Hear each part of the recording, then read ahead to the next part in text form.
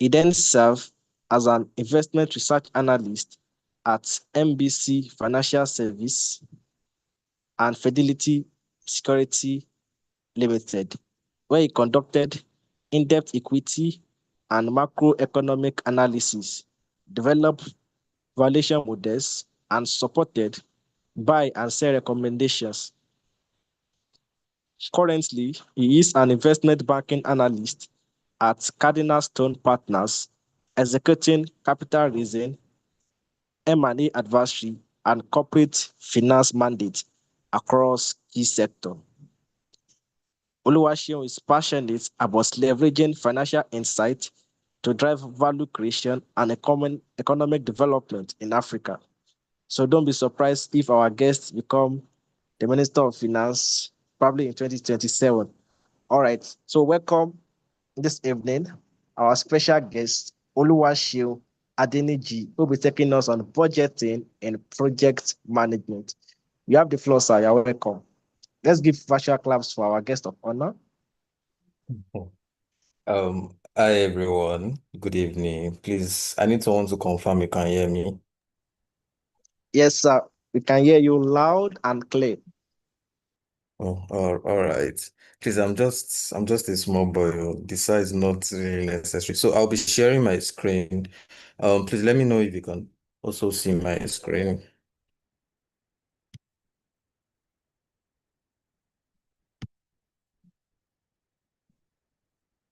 Please, can you see my screen? Yes, sir. We started sharing your screen, sir.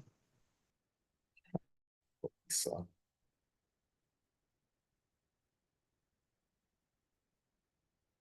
what about now? Is it up? Yes, sir. It's up. We can see strategic budgeting for projects. Oh, all right. So, good evening, everyone. I'm super excited to connect with the big guys in the O&G sector. I mean, I don't take it for granted. It's an honor to come and share the little knowledge I have about strategic budgeting for projects, right? Thank you very much, everyone, for this opportunity. So, and I will try to be as granular as possible and basic. And of course, aside what the mentor is doing for us, I want to say that everything does not really end here. What really matters is what you do after every webinar, how you take into practice, because the truth of the matter is, if you listen to something and you don't put it into practice, there's every high possibility that you get to like forget it. Practice makes perfect. So that's just by the way, without wasting much time. So I will just get into this strategic budgeting for projects. Please, anytime you can hear me, you can always call my attention back. And should in case you don't understand anything, you can even pause me during this and call for my attention. So yeah, please can you still see my screen?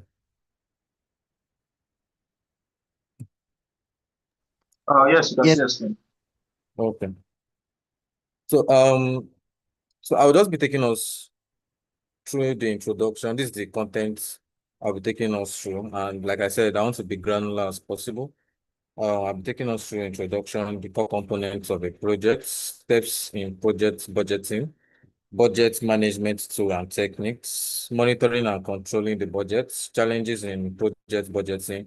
Then maybe we find an hypothetical example and we conclude. And if anyone does have a question, you can share or a different idea.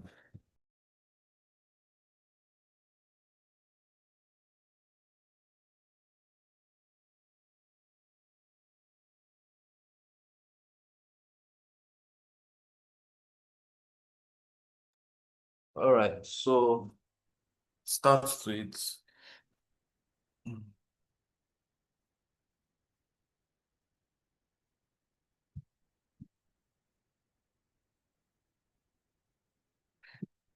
so like I said, I'll be as granular as possible. Please, I still want to confirm everyone can hear me before I go on.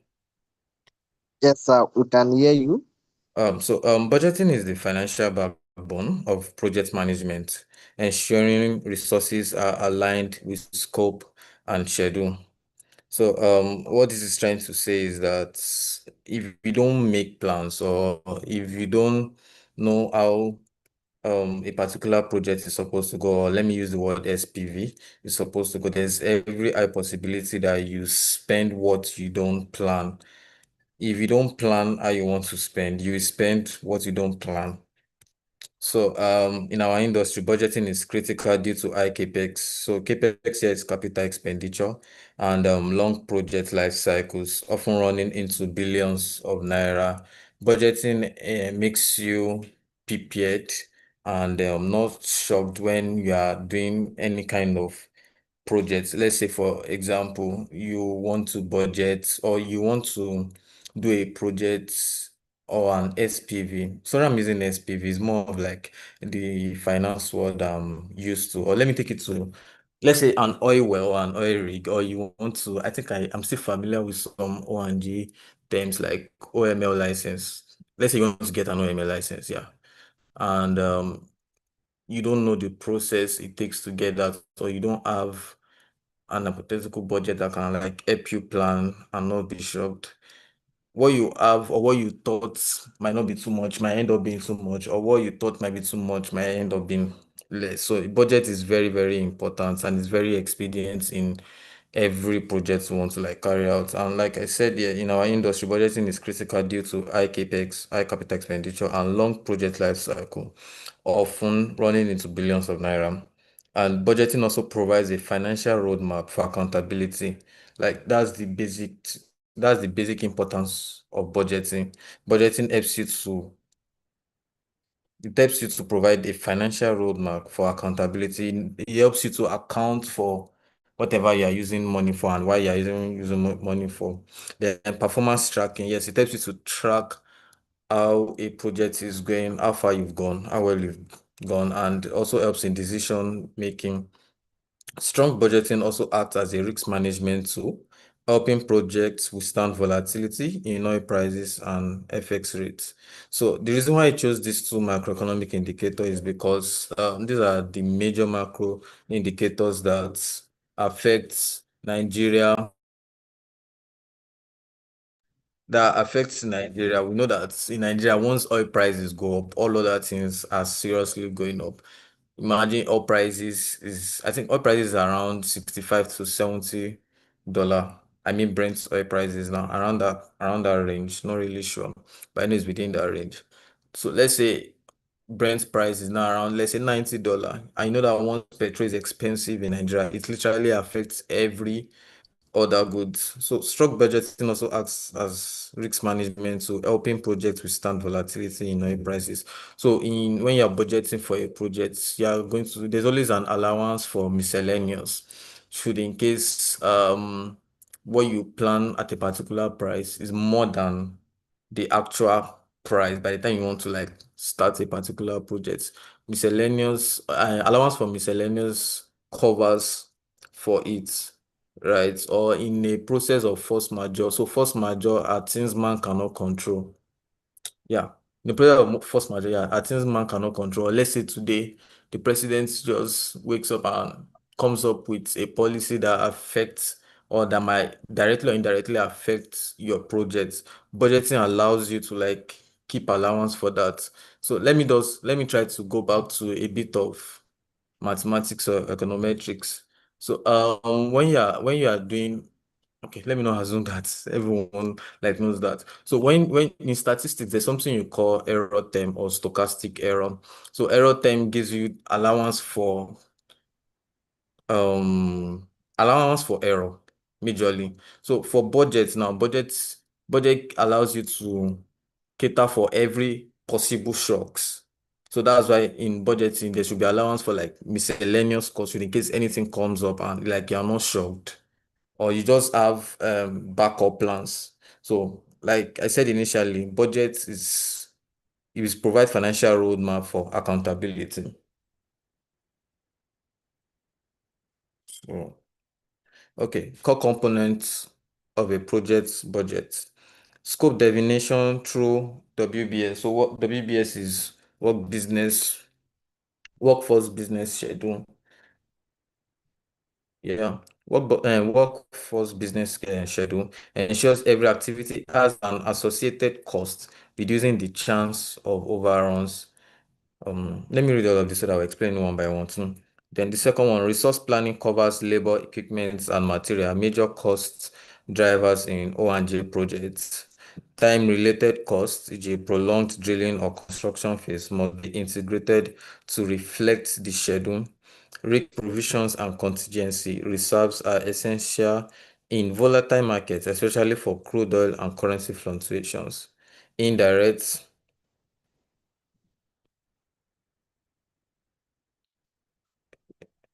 Hey, please, can you still see my screen? Yes, sir. Oh, why is it not showing my? Okay.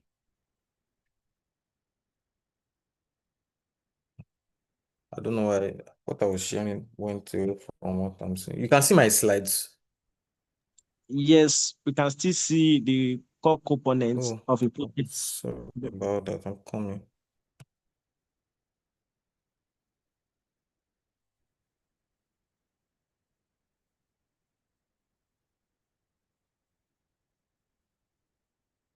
Okay. Sorry about that. I was trying to move. So indirect and compliance costs, such as insurance, permitting ESG obligations and overhead must be included to capture the true cost. So starting from the first one, scope definition through workforce business schedule ensures every activity has an associated cost, reducing the chance of overruns. So when doing an SPV or when doing a particular project, you have to ensure that every of your cost is expended, every little thing has a cost attached to it. So you have to thoroughly divine everything you are doing in a project, like thoroughly. Nothing is too small to be expended, or nothing is too small to be accounted for.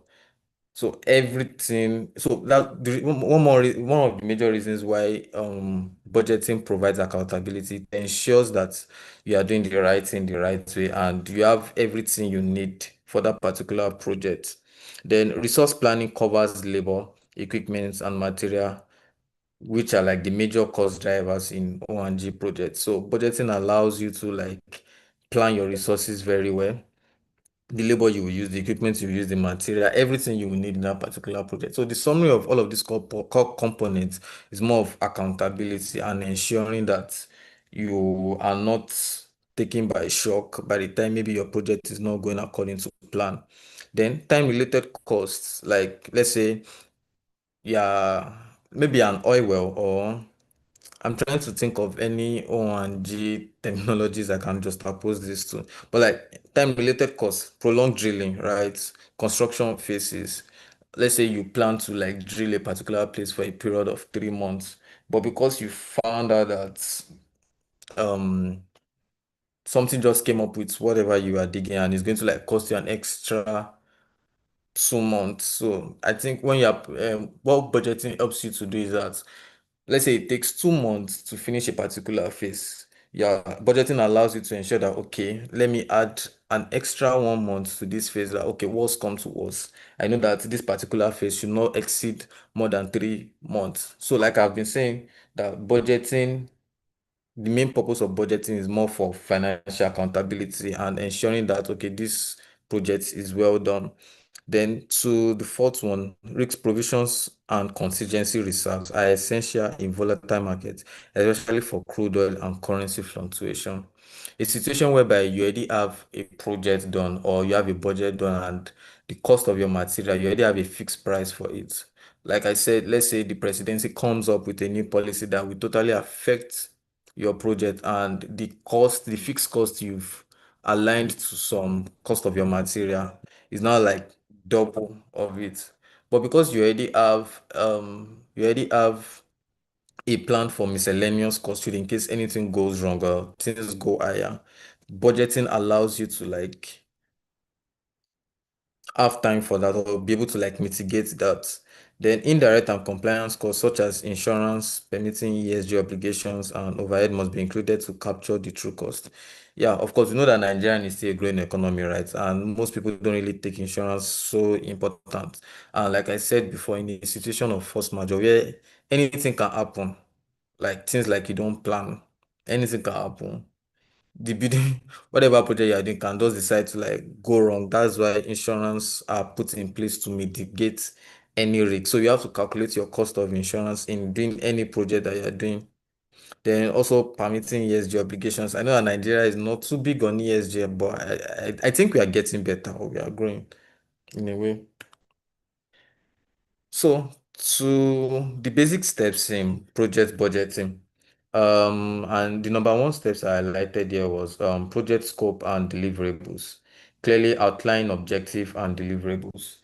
In order to ensure that your project is successful when carrying them, it's better to just, instead of having thoughts in your head, it's better to put them down in writing. So clearly outline your objective, like I put it, clearly outline your objective. What do you want to achieve in this project or what do you want to achieve in this SPV? Deliverables and boundaries to prevent unauthorized changes, control costs, and ensure all stakeholders share a consistent understanding of project expectation. So it is very important and it's very expedient for anyone in charge of a project or that wants to carry out a project. It is very important that you outline the objective of the project, how you plan to like carry it, so that because when doing the project, what you sometimes what you even have written down and what you face maybe along the project might be stuff you don't plan and you're just like shocked. Or by the time you even see that you start writing some things down, you would have never imagined some things you would think of if you didn't write them down. So having a clear outline, objective and deliverables and boundaries to prevent unauthorized changes, control cost and ensure all stakeholders share a consistent understanding of all project expectation. This is very important. This is really very expedient for people that are involved in planning a project or an SPV. So after writing or after clearly outlining your objective and deliverables down, it is also important that you develop work breakdown structure. Have your project broken down into phases. Don't just take it as a rush. Have it in phases so that it will give you time for accountability and monitoring. So break down the project into smaller tasks, assign resources and costs, and create transparency for better cost tracking, accountability, and identification of key budget drivers. And okay, is someone saying something?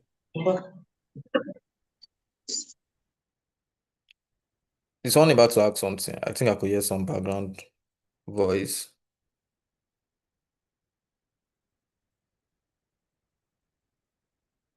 Okay, I guess that was a mistake. Please, can anyone still hear me?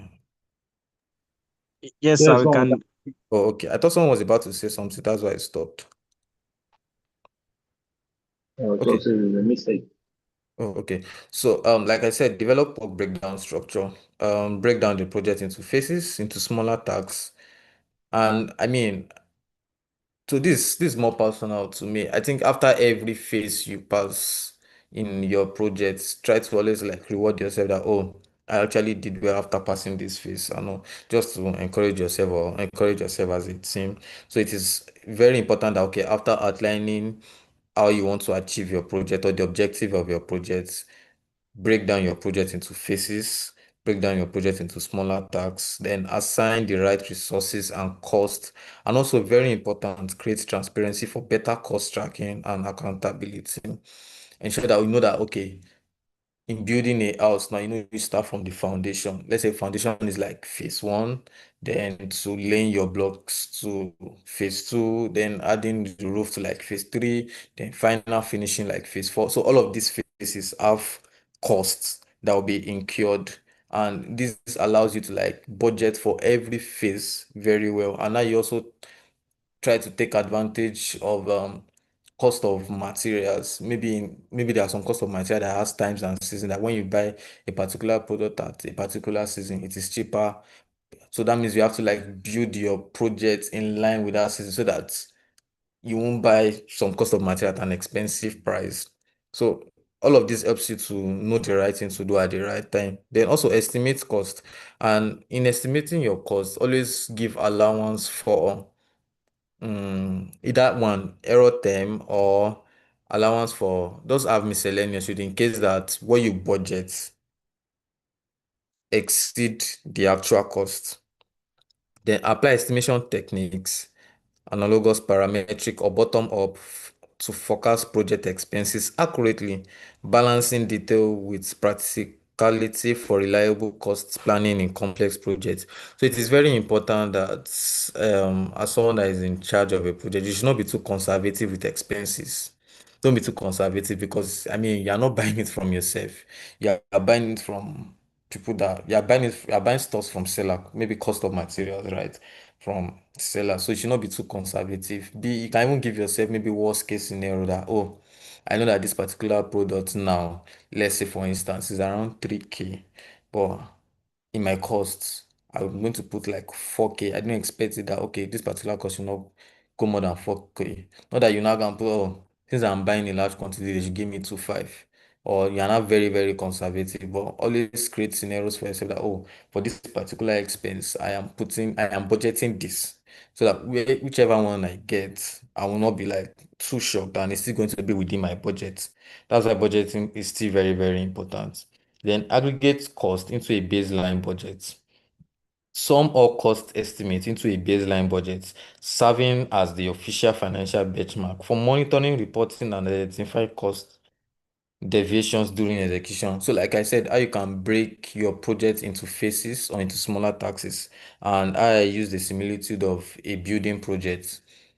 Let's say from the foundation, you have a total cost for that foundation process to be completed. And let's say you are done with phase one, which is the foundation, and it helps you monitor the cost you've spent on foundation alone. It helps you to be transparent. So that's what breaking down your project helps you to do. It allows for transparency. Then secure approvals. Yeah, it is very important. Obtain required approvals from boards, partners, and regulators to ensure compliance, stakeholder alignment, and authorization before committing resources or spending funds. So it is very important that if you are more than one in a particular project, get ideas or seek approvals, dependent on how the project is, seek approvals from people that need to be involved. Then integrate budget with project schedule, synchronize budget with project schedules so expenditures occur at the right time. Like I said, there are times and seasons of some cost of material. I think for cement now, there's a period, okay, let's say when the land is dry or something, there's a period that cements are always very, very expensive. Or let me use umbrella as basic as possible. You know that umbrellas always be more expensive during rainy period, unlike dry seasons, right? Or when it comes to agricultural products too. There are times or there are seasons when they come out, there are periods when they are like scarce and it becomes expensive. So that boils down to also the cost of materials you are using in each project. You know that they might have times and seasons too. So synchronize budget with project schedules so that expenditure occur at the right time, enabling efficient cash flow, progress tracking, and financial control. So all of these steps in project budgeting allows you to like be well aware of the kind of project. So starting from the first one that I said, having an outlined objective of your project. What do you want to achieve in this project? Then breaking them down into phases, then estimate your cost. And like I said about cost, don't be too conservative with your cost. Be realistic as possible. And better, just give yourself worst case scenario when it comes to cost. And yeah, aggregate your cost into a baseline budget. When by the time you break down your budget into phases or tasks, break every budget per phase. And it's also important that you align with each and every one you're in a project with, then integrate your budget with project schedule. To the next slide. Budget managing tools and techniques. So these are just a few out of many. Some of the tools you can use when it comes to budget management tools and techniques. So you can, I don't know if anyone is familiar with end value management. So this end value management helps you to link cost and schedule performance, giving early warnings of overruns. So I think there's a way you can do it in Microsoft Excel whereby there's a way you can prompt all of this that okay, this is your budget. You don't want to like exceed all of this. But what this end value management basically calculates is that it links cost and schedule performance, giving early warnings of overrun. So what this helps you to do is it helps you to be accountable to how you schedule your project, the timeline you are giving to it. Then to the second one, forecasting and scenario analysis help anticipate the impact of oil prices changes in supply delays. So this also can be done in MS Excel. You do a lot of scenario and sensitivity analysis that, okay, what are the likely possibility when things go in different scenarios? What are the results? All of that is going to give you. Then risk adjusted budgeting.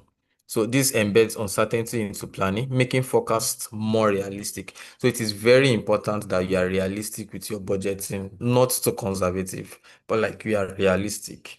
And one of the best software you can use, okay, I have a list of softwares here amongst many others. Primavera PS, Ecosys, then SAPs for MS Project Plus, Power BI, even MS Excel can help you do all of this in budget management tools and techniques. So all of this software can help you, Power BI, Excel, MS Projects, Primavera, amongst many others. These are just a few. So to monitoring and controlling the budget, how do you get to like monitor and control your budget? Establish a cost baseline as the official approved budget for tracking. So the way I will explain this is, I'm sorry I'm still using foundation of a building as an example. I'm just trying to be as granular as possible and basic. So for this foundation part, we are trying to just build the foundation of a house, right? That I said that it is important that you attach a cost to every small task you are doing or to every phase of project you are doing. So what that helps you to do is that it helps you monitor and control your budget, controls your cost. No, and it helps to allow you to know the total available cash flow that you have left for that project. Then to track actual costs versus planned using metrics like cost variance and schedule variance. So what this is saying is that, okay, in your budget, you plan that you're going to use cost of material that worth 4,000 naira. But when you started the project, you realize that the cost of the material has either gone down or gone up. So budgeting in a project allows you to like track an actual cost versus planned cost using metrics like cost variance. So there are various metrics you can use to track all of this.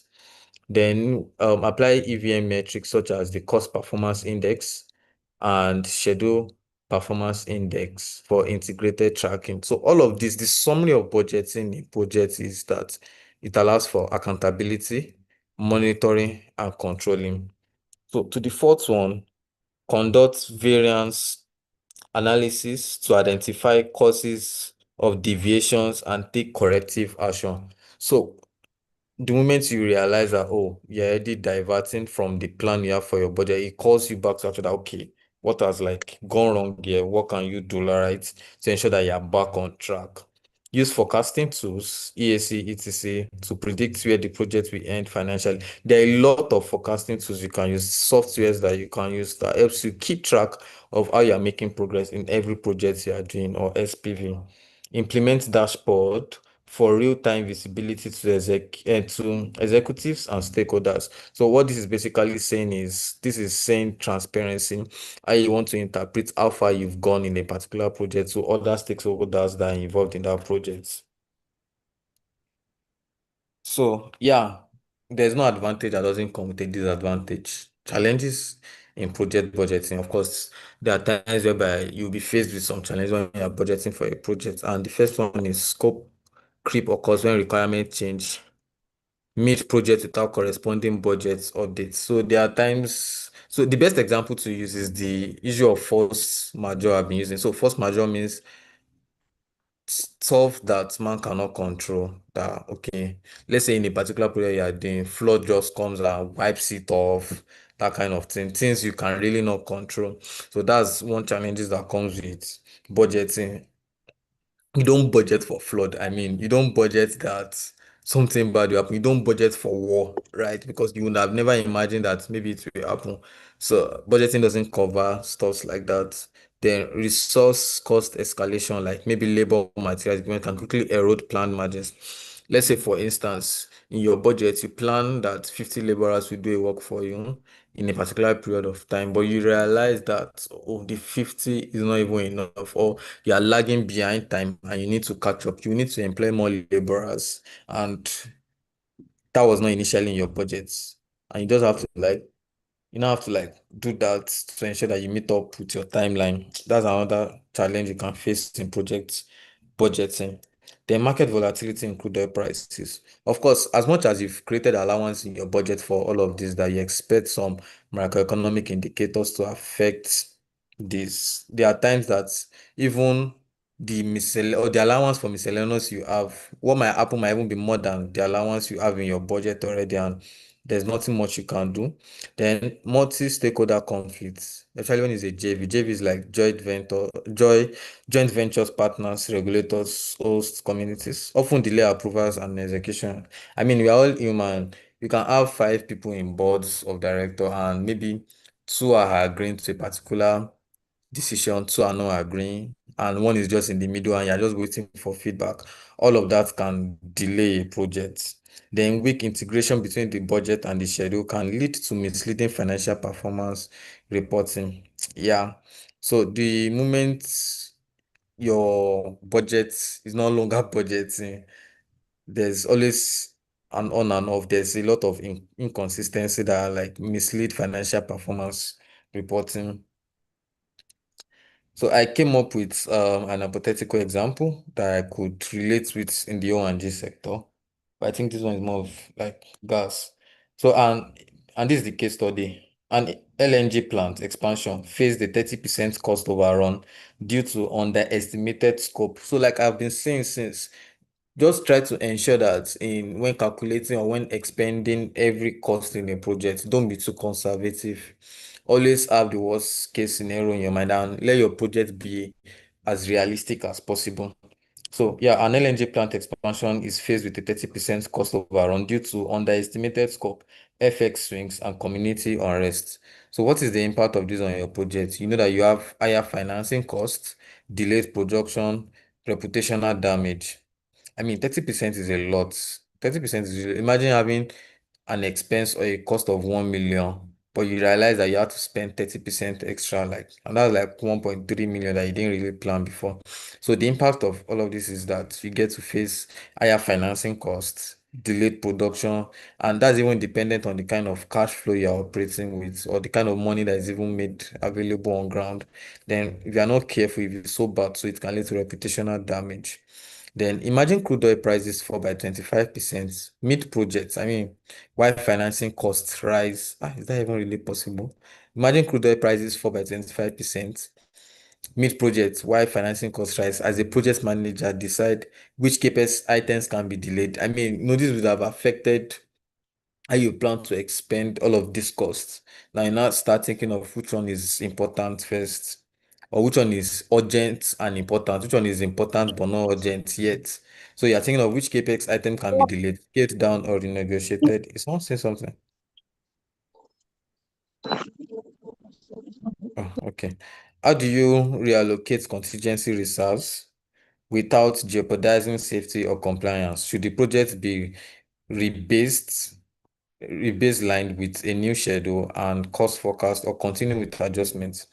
What stakeholder communication steps are needed? I mean, this can really be a problem when you have too many decision makers and it's always hard to come out a conclusion. So some of the lessons we can also learn from this is need for stronger forecasting, be realistic as possible. Contingency reserves, yeah, it's also the same thing as when you have an allowance for miscellaneous. Then digital monitoring tools like the EVM. So I can only share this slide. I don't know if the facilitator will allow me. I can only share to anyone that like needs so that you can like go through it for proper monitoring. So I think that's the thing I can say. Thank you very much. Please, in case anyone does have a question, you can let me know.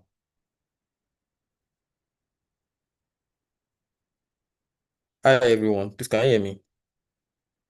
Oh, someone is raising up Oh, his yes, hand. I can hear Ibitoye you. Mayokun. All right, please you can go Victor, you ahead. Right. have All right. My question is this because when you were trying to explain, you Okay. mentioned that we should not be too conservative. So I'm just trying With to costs, ask, yeah. paraventure, maybe people that have been working on a particular project before us, maybe their cost has always been around 500 million. Mm-hmm. Then when I got on board, because based on the kind of training I have and experience, I put in some unforeseen circumstances. I created room that in case this can happen, and the budget now maybe enter to like 600 million, which is beyond the usual amount for the budget. Even if my budget is straightforward and I is crystal clear that these are the things that make the budget the kind of inflated. Do you think it pass any message to the board? Like with the imagine if with the board, would it pass a message as if why is this guy's budget more than the expected? Like does it pass any wrong message to the board? So okay, let me explain it to you in two ways. So you can have an actual expense, like you said, let's say you always plan like 500 million every year based on like previous projects you've worked on. But I mean, macroeconomic indicators are subject to change, right? And it depends on how the person explains to the board so that you will not be passing a wrong message. You are just trying to be as realistic as possible to the board so that they will not be thinking that, oh, I mean, we are also Nigerians. We're thinking that this person also wants to steal some money from it for his part. But I mean, budgeting allows for accountability and monitoring. So in a situation, I think it's better to even budget for the worst than budget low and you are not seeing that you are spending more than what you budget. I think that one is even worse because the board members will look at you as someone that maybe doesn't know what he or she is doing. So it's even better you budget more than your actual costs than budget less rather than being too conservative. So it now depends on how you explain yourself and how the board members see how realistic you're also trying to be. I mean, it's not bad if you budget 600 million for a cost you're trying to expend at just 500 million. They will see how every penny of the money is being spent. It's not that any of the money is spent from your pocket or is going through your pocket, that kind of thing. So it's just better that you have allowance for extra for miscellaneous rather than having less that might not delay the progress of a budget. I don't know if I answered your question. Yes, sir. Thank you very much, sir. Oh, okay. Is there any other person that have anything to say? Not necessarily a question, maybe have anything to add. Okay, Anthony, yeah, can go on. okay. Good evening, everyone. Thank you so much for this insightful section you just had. Now, for the benefit of all, and as a form of learning also, I want to ask, please differentiate between contingency and miscellaneous, and also what percentage allowance can you is allowable in a budget budgeting? If you are for a budget, is it what type of percentage you allow for miscellaneous? What percentage do you budget for contingency? Thank you. Okay, if I'm to get your question very well, you said I should differentiate between contingency and miscellaneous, and also what percentage can be used for that, right? Yes. Okay, so for the first one, contingency and miscellaneous, it's just a similitude, like it's just like the same thing. It's just an allowance for things you did not plan. So yeah, in a place of using miscellaneous, you can also use contingency. Have a contingency plan, basically. Have an allowance for any miscellaneous expenses that you cannot really see now, but maybe later. So they're just similitudes of words. And as regards what percentage you can add, so it depends for it depends on the kind of project. It depends on what you are trying to expend your costs on. I don't think there's a fixed amount of um what's it called now? A fixed amount of percentage or a standard percentage that you can use because I mean it depends. And again, it even depends on It depends on one, it depends on the area you are, it depends on the geographical location.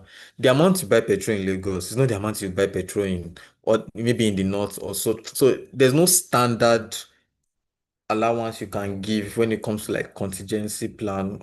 So it just depends on what you're handling with, but just be as realistic as possible with your contingency plan. So some people can, let's say, okay, on all and everything we are expending on or every cost we are incurring, we are at least maybe putting a 30% contingency plan, stuff like that. Allowance for like 30%, maybe.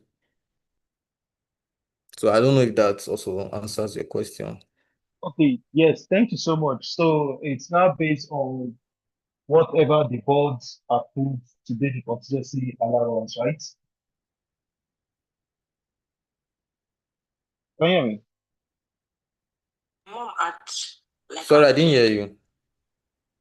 Okay, so like I'm saying, it all depends on the board. If the Okay, board permits 20% to be okay. the contingency percentage or 10% or 15%. So it's left for the board to decide based on the risks involved in that project, right? Yes, yes. And it's very important that you just clarify with them that, oh, should in case this budget or this project rather exceeds our contingency plan, what are the likely things we should do? Because it's very important that you discuss all of that at the beginning of your project. That's why if you notice where I spoke about the scope or the core component of a project, clearly define your objective. Oh, what is going to happen in a situation whereby our budget, we are actually expending more than our actual budget, even more than the miscellaneous or the contingency plan that we have. What's going to happen? So it is better that you have conversations like that right from the beginning so that when anything even happen, you will not be shocked. You always prepare for any shock wave. So yeah. Okay, thank you so much Mm. for that. Just a little contribution. Like I Okay. could remember December last year and January early this year, there was a hike in price, and so many persons were faced with the challenges that we've collected a certain amount of money for the price of the materials. Due to the inflation in dollars, everything came high. Because I could remember there was a safety boot I bought as of December. I bought that safety boot for 80,000 naira. Then as Mm. of January, I bought that same boot for 400,000 naira. Then the Wow. following week, that particular safety boot again, I bought it for 120,000 naira. Oh my God. Just in this short span, uh, you could see the inflation. So how does one also explain this? Because it's really hard. And when a budget has been approved and sent Mhm. out, it's always hard to come and start speaking English again. So I, Um, I so think with like, that, let's say in your okay, budget, you initially put the 80K that you said you bought it initially. Then in your contingency plan, you allowed for, let's say, 30% max, and maybe that is giving you like, okay, on this particular project, you should not spend more than 110,000 naira. So whatever any material cost, don't put the exact amount there in your budget.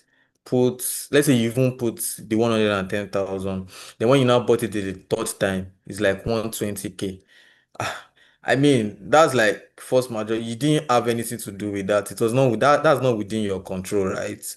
Your budget was like saying 110 max on this particular project or on this particular cost, on this particular material. The first time you bought it at 80K, which was still within your budget. And that's why there are times and seasons of this thing. So if you notice in this material I used, I said some projects are based on like times and seasons.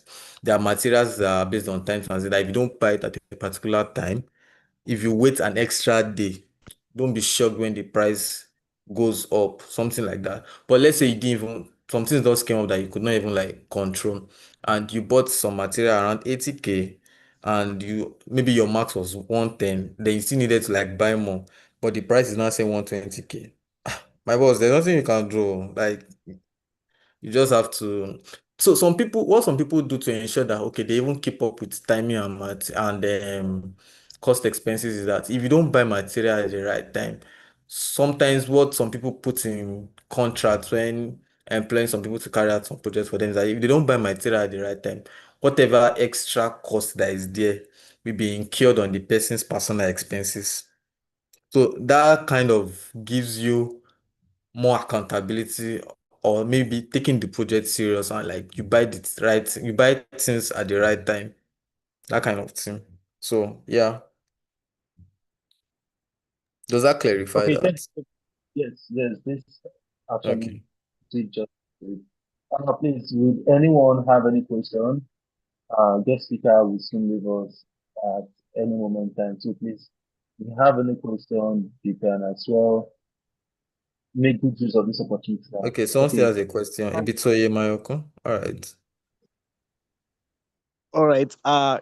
For me, I've not worked on the field before, so I want to just get if what I'm trying to envision is the correct thing. So, Okay. because from beginning now, from the class, we've considered quite diverse concepts.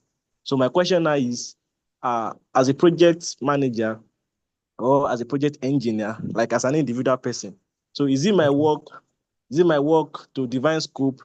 Is it my work because we've considered contracts, that to draft contract? Is it also going to be my work to draft the contract? Is it going to be my work also to do the project budgeting? Is it going to be my work to perform risk assessment? Like, is it still going to be like my work to do each of these sections as a project manager or as a project engineer? Or is there's a team that will work on the project budgeting, there's a team that will work on drafting contracts, there's a team that will work on risk assessment, or still the project manager's duty to perform all these things? I don't know if you get my question. Yeah. So to my Okay, level of yes, I think understanding, there's a team. Okay, someone else can. I was about to say let me, that let maybe someone in that space you will answer actually. uh, let me answer this question. Okay. All right. Because of this project management training, a lot of things are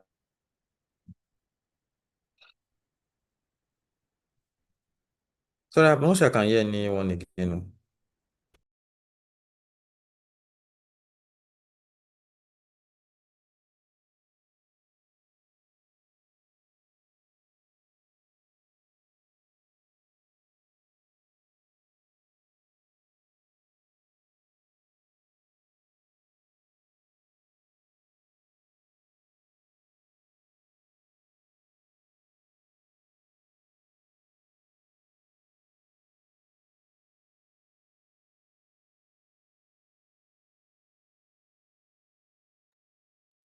Anthony, I'm not sure I can hear you. I don't know. Can anyone hear him? No, we can't No, I hear can't him hear him again. as well. I think he will join. I think he will join back. It's no longer on the call. Yeah. All right. So So I have a question.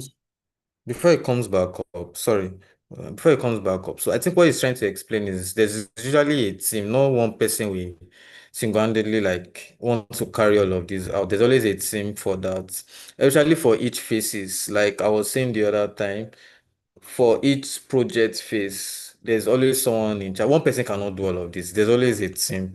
So, like I said, it depends on the project. For guys in O&G sector, I mean, one person cannot do all of this. And if anyone have any contribution, or especially for guys that are in that space that can also like give an answer to this, please don't hesitate to share. Does anyone have anything to say as regards um the field?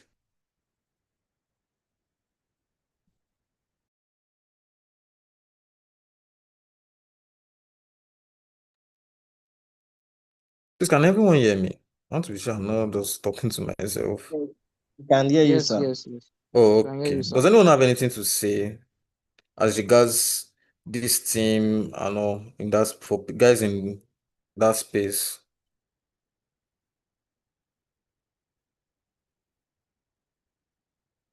Oh, okay. Hopefully Anthony comes back up before the meeting ends. Then someone else wanted to ask a question too. Oh yes, I'm the one who wanted to ask a question. All right. So you made mention of varying softwares that you can use while budgeting. So as a project manager, I wanted to make a an answer is that these softwares that we are making use of, is it mandatory that we just stick to one of those software, or we have varying knowledge of different software, or most of those budgeting software work almost in the same way? And wouldn't it be like an overload of too many softwares if maybe a particular project you're working on requires a specific function, a specific feature that B does not have? So it's more of like you're learning, you're going jumping from one software to another software. What would you advise in that area or that field? Or you say that budgeting or using doing those software is a ever constant learning and experience?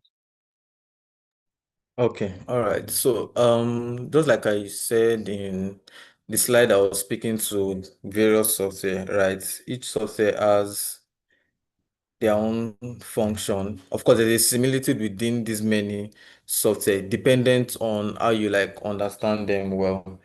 Like Microsoft Excel now, like there's a lot in Microsoft Excel, and even research shows that even the best Exceler or the best, let me use that word, the best person that knows how to like use Microsoft Excel, I've only been able to achieve 10% of the whole total Microsoft Excel. So there's a way you can play around just one software, dependent on how you like understand it. Same goes with Power BI too. So it depends on how you understand each software and how you want to like it. I mean, you're still the one that will be controlling this software, right? So you can just even decide to like pick one and ensure that this one that you're picking can solve all your problem in budgeting. Power BI can do all of that. Excel can do. Just depends on how well you can use it, how well you know about it. I mean, I remember when I started using Excel, and as of 2023, I didn't know what pivoting was called in Excel until some months after I realized that okay, there's something called pivoting in Excel. So all of these softwares, most times we don't get to like utilize the whole of it because we don't know. So not to like complicate things, just stick to what you understand. Let it solve what you want to like achieve. Like when it comes to like cost analysis, when it comes to, overrunning your budget, there's a way you can prompt or control or instruct all of this software to help you like achieve that and create mitigants to ensure that it doesn't, exceed what you want to achieve. I don't know if that answers your question. Yeah. Yes, sorry, Yeah. I have another question. I wanted to ask that during the course of budgeting, most especially in Okay. finances, that is there like regulatory policy that guides that guides maybe probably a company or an industry in terms of budget so that they will not be overboard or something like that? Is there anything like that that in Nigeria currently? So in terms of budgeting, there's no regulatory, but when it comes to like budgeting, where there's a regulatory Oh, okay. The reason why I'm interference or when asking, okay. sorry, the reason why I'm asking is that, for example, when governments award contracts, I don't know if there are regulatory measures to No, cushion of course it will and be offset. scrutinized by auditors. It's going to be scrutinized. Or, So okay, you it's don't going to be just put scrutinized by. you don't just put a figure there for putting sake. There will be reason you have to like come up with reasons that okay, why are you putting this particular figure and why not this? So all of that will be scrutinized even before after the auditors, then by the board, they will have to like agree. Does that answer your question? Oh, okay. I think it answers my question. Oh, it seems Anthony is back now. Anthony, welcome back.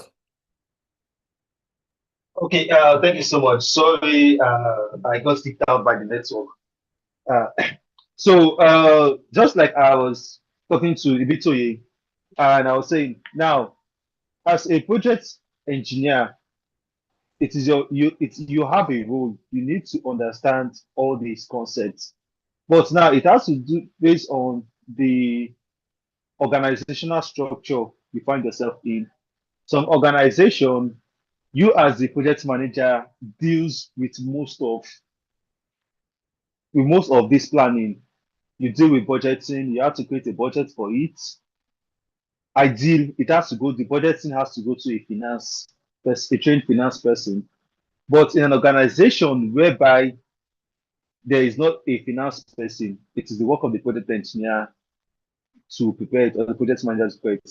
Now, in an organization whereby the HSC team is not functional, the project manager has to make plans of the risk metrics and the considering the all the risks involved in that project to do a job hazard analysis for it. Now, why we are taking you through all these series of training is to give you an idea, just in case you find yourself in an organization whereby a special person for this particular task is not assigned. So you have the knowledge, and with your knowledge, you can be able to create out something and work with it. I hope everyone understands it now.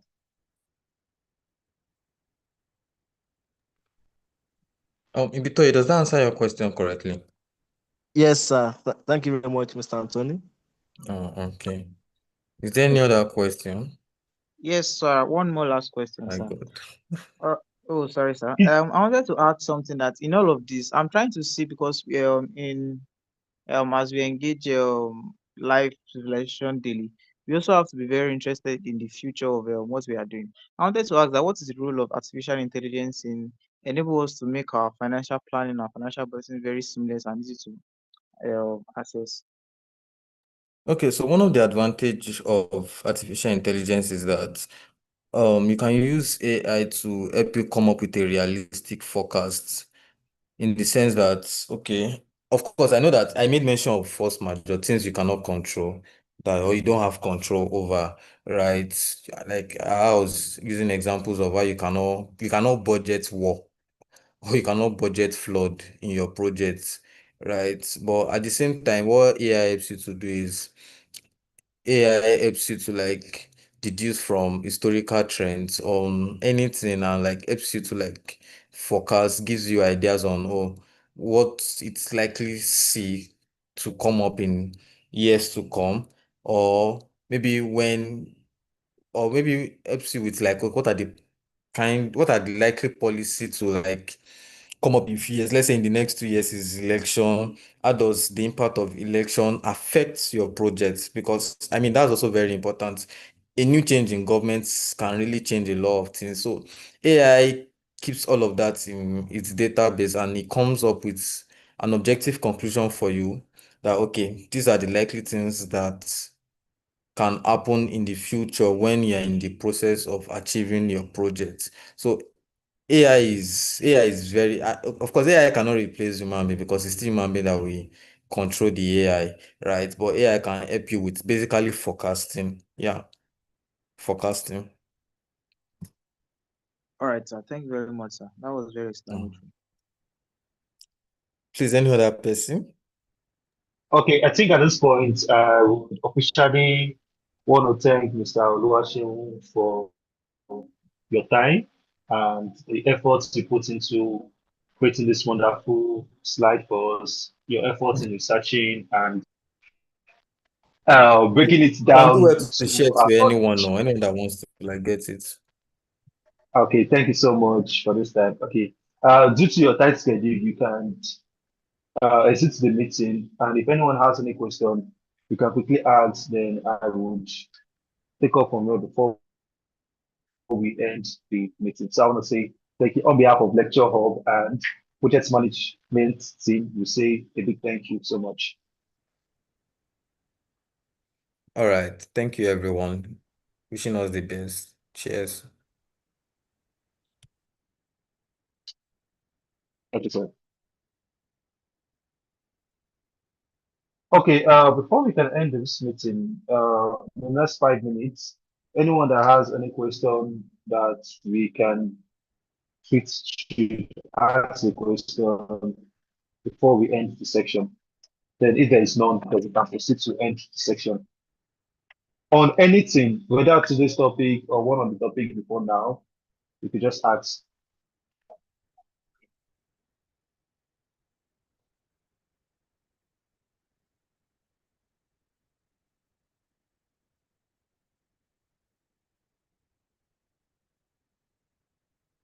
I think I'll take our silence to be that we don't have any question. And please confirm you can hear me, please. Yes, sir, we can hear you. Can hear you, sir.